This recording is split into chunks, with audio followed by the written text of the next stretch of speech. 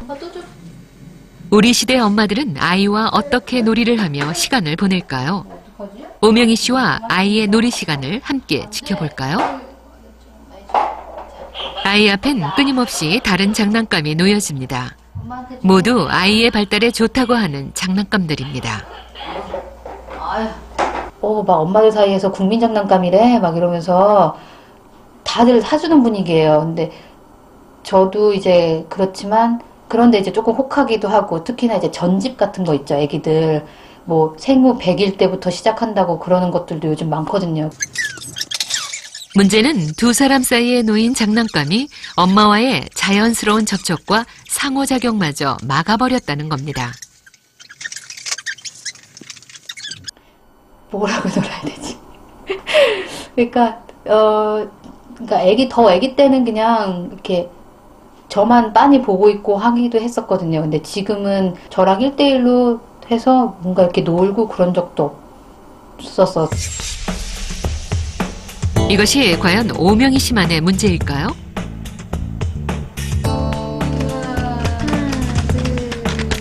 우리는 아이와 어떻게 놀아줘야 할지 고민에 빠진 엄마와 아이 4쌍을 초대했습니다.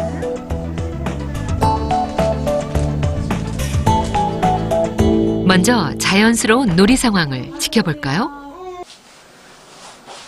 엄마는 아이의 의사와는 무관하게 자신이 마음에 드는 곰 인형부터 집어듭니다. 이번에도 마찬가지. 아이는 아예 등을 돌려버리는군요. 아이의 선택을 기다려주지 못하는 엄마. 실험 참가자들에게서 공통적으로 발견된 문제점이었습니다. 엄마가 놀이의 주도권을 쥐고 장난감으로만 놀아주다 보니 신체적인 접촉이나 상호작용을 거의 찾아볼 수 없는데요. 이것은 엄마들의 양육 스트레스에까지 영향을 주고 있었습니다. 아이를 제대로 파악하지 못하니 평균 90점이라는 높은 스트레스로 연결된 것이죠. 굉장히 어머니 위주의 시선으로 장난감을 선택을 하고 행동을 하고 그다음 상호작용도 어머니 판단해서 어머니가 좋다고 생각하시는 쪽으로 이거를 진행을 하다 보니까 그 아이의 어떤 타고난 기질이라든지 그것을 인정하고 받아주기보다는 우리 아이가 내가 이렇게 해보니까 참 접근하기가 어렵더라. 잘하네. 옳지. 건지 진짜. 우리는 아이와 놀아주는 방식을 장난감 대신 전래놀이로 바꿔 엄마와 아이의 변화를 관찰해보기로 했습니다. 에이샤, 에이샤. 짝짝짝짝짝 넘어간다.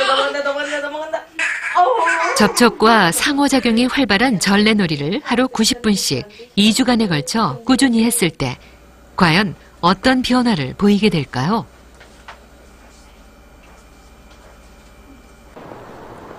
(2주) 후 다시 모인 엄마들. 놀이 상황은 눈에 띄게 바뀌었습니다. 등을 돌렸던 아이들은 엄마에게 안겼고 함께 마주보고 앉아 상호작용을 하는 횟수도 눈에 띄게 늘었습니다. 놀이 상황에서 아이가 주도권을 줄 수 있도록 하자 아이들 역시 전과는 다른 표정으로 엄마와 함께 놀이 시간을 즐겼습니다.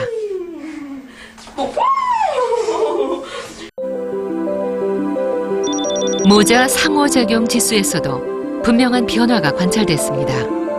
아이들을 수용하는 엄마의 태도는 전래놀이 이후에 큰 변화를 보였습니다. 그중 2명의 엄마는 2배 이상의 변화를 보였죠.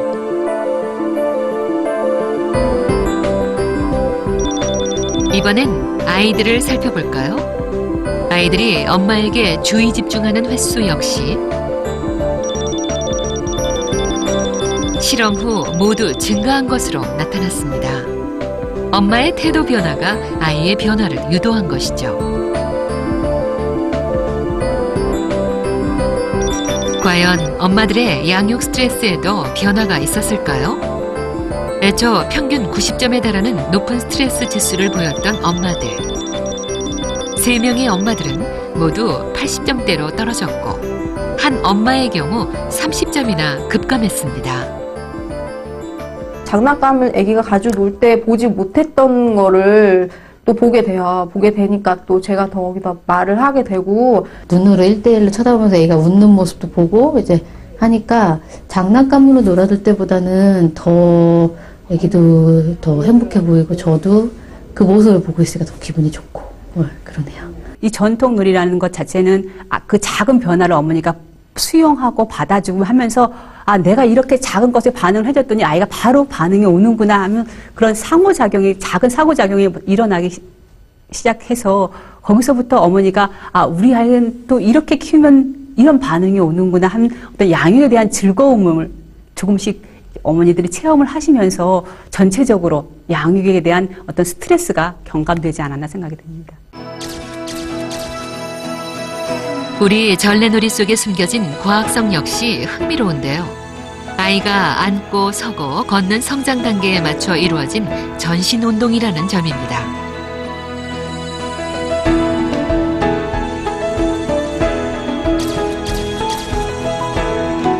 그 중에서도 유난히 곤지곤지 잼잼 같은 손을 이용한 놀이가 많은데요. 이런 놀이들은 소근육 발달을 도울 뿐 아니라 손과 눈의 협응력을 키워줍니다.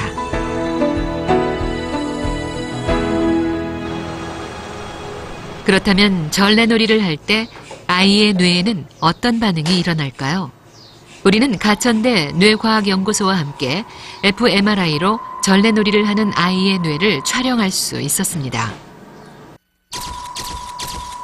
곤지곤지 잼잼을 할 때와 발을 움직였을 때 아이의 뇌는 어떤 차이를 보일까요? 먼저 발을 움직이자 운동과 감각에 관여된 뇌 영역이 일부 활성화됐습니다. 한편 잼잼을 했을 때는 활성화된 영역이 훨씬 커진 걸 볼 수 있는데요. 곤지곤지를 했을 때는 더욱 크게 활성화됐습니다.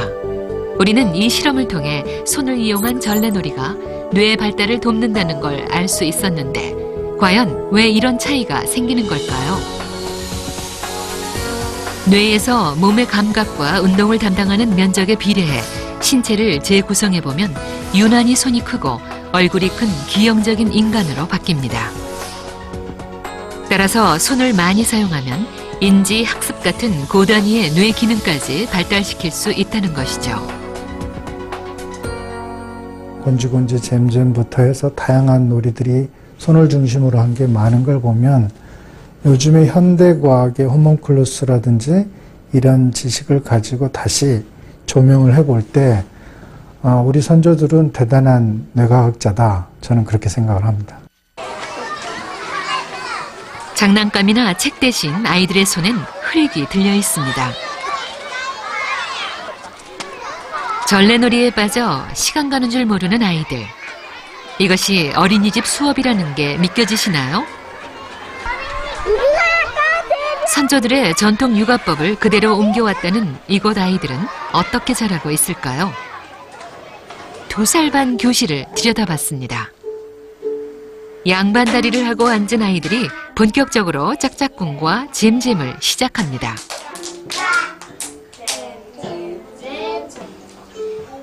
제법 진지한 모습이죠. 단동시푼을 한 동작 한 동작 체조 형식으로 따라하는 수업이 이루어지는데요.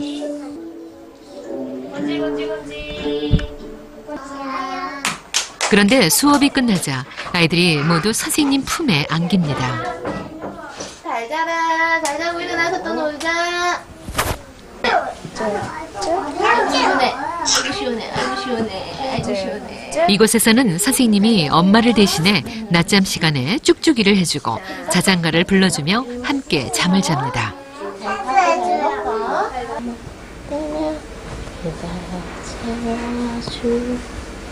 아이들이 제일 바라는 거는 어머니나 제일 사랑하는 사람들과의 그 몸과 몸의 부대낌인데 그런 것들을 통해서 이제 사랑을 받고 스킨십을 하고 이런 것들을 좋아하는데 그것은 조금 건너뛰고 이 아이에게 이 시간 동안에 어떤 걸 해줘야 될까라고 생각을 하면서 교구라든지 그런 다른 것들을 자꾸 생각을 하시더라고요.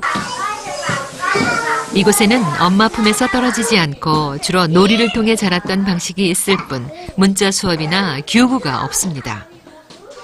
만 3세 반의 자유놀이 시간. 망태 할아버지는 그런데 우리는 교실 한켠에서 조금 특별한 모습을 볼 수 있었습니다. 엄마는 날마다 책을 읽어주고 있는 이 아이는 사실 2살 위의 언니. 비록 친언니는 아니지만 어린 동생들에게 책을 읽어주러 자주 교실을 찾고 있다고 합니다. 그래도 망태 할아버지가 정말 무서워.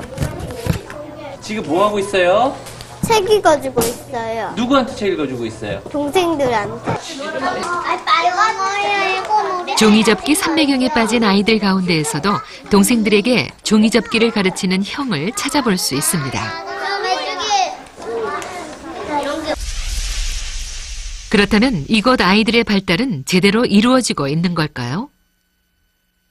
주제를 그리고 싶은 걸 마음껏 그리도록 하세요. 알겠죠? 만 6세 반 아이 40명에게 자유주제로 그림을 그리게 한 뒤 전문가에게 분석을 의뢰해보기로 했습니다.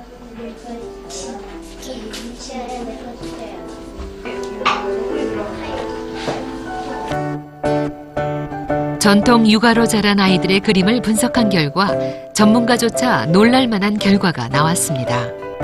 초등학교 3학년, 4학년 그 정도 되는 아이들이 많이 그리는 작품들인데요.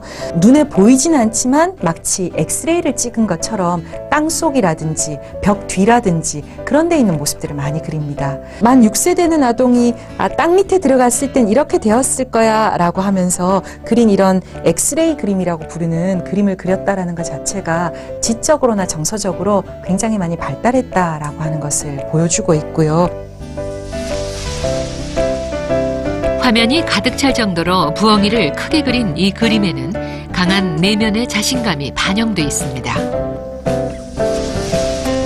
명확한 바닥선과 사물을 객관적으로 표현해낸 이 그림에는 만 7, 8세 이상 아이들에게나 보이는 명확한 형태 개념이 보입니다. 두 사람 간의 대화를 설정하고 세부 묘사가 뛰어난 이 그림에서는 아이의 창의성과 구성력을 엿볼 수 있습니다. 다른 아이들의 그림 역시 또래 아이들의 단계를 훨씬 뛰어넘는다는 분석이었습니다. 대체로 4 내지 6세 정도에 해당되는 아이들이 그리는 그림이 아니라 7 내지 9세 혹은 그 이후의 아이들이 그리는 그림들이 나왔어요. 그 이야기는 단순히 미술 발달에서 선행한다라는 뜻뿐만이 아니라 인지적으로나 혹은 감정적으로나 사회생활이나 대인관계 같은 것에 있어서 전반적으로 그 아이들의 발달이 조금 더 선행하고 있다 이렇게 보실 수가 있죠.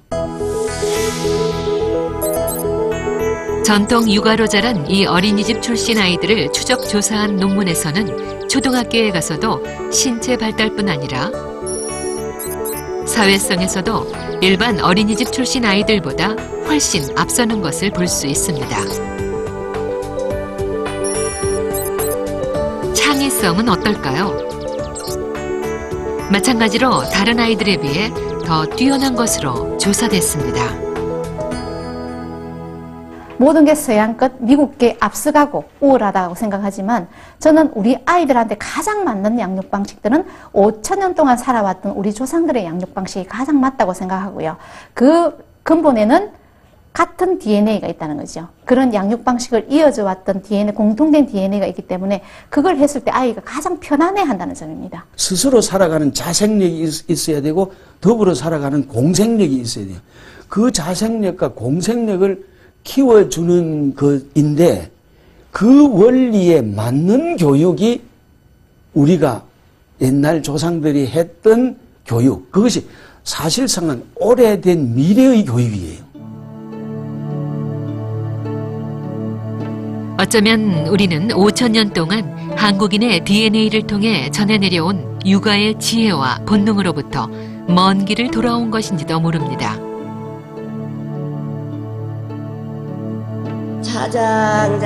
누구나 기억하는 전래놀이와 따스한 엄마 품.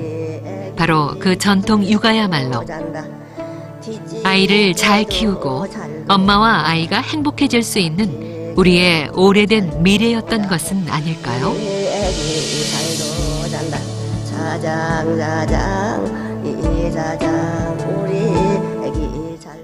집에서 어떻게 푸대기 좀 업어보셨어요? 아니요. 오늘 처음이세요? 네.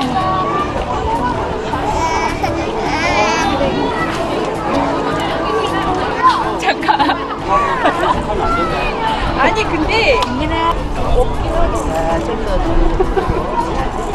옛날에는 엄마 방식이 무조건 구식이고 뭐 깨끗하지 못하고 옳지 않다고 생각했는데 지나고 보니까 그 엄마의 몸에서 이런 배어있는 습관들이나 이런 육아 방식이 굉장히 현명하고 굳이 우리가 뭐 인터넷에서 찾아보는 것보다 훨씬 좋더라고요. 어머님 때는 자장가 예. 어떻게 불러주셨어요? 저희 그 옛날부터 저희 친정 어머님이 불러준 그 자장가로 저희들 키웠어요. CD를 몇 번 틀어보다가 직접 불러주게 됐어요, 그냥. 뱃속에 있을 때부터 제 목소리가 더 친근함이 있을 것 같아서 자장, 자장, 우리 아가 잘도 짠다, 우리 아가 자장, 자장, 자장, 자장, 자장 자장 우리 아가 먹기야 짓지 마라 꼭꼭 살아